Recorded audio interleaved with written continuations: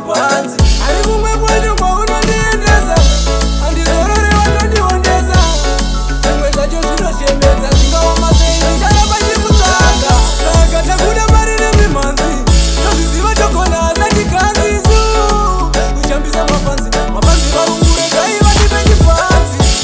Takuda mari nemimhanzi, ndozviziva togona asati kanzisu. Kuchambisa mafanzi, mafanzi varungu regai vatipe chipanzi. Studio time ndiyo yangu happy hour, paudzeka tazodzoka tine power.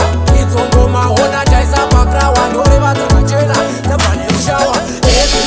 Ona dzabva nekushawa, idzongoma kataisa pakrawa, ndoreva dzakapenya dzabva nekushawa. Studio time ndiyo happy hour.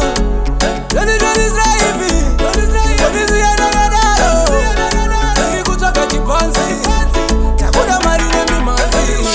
Hatisi kutsvaga vanodya chipanzi.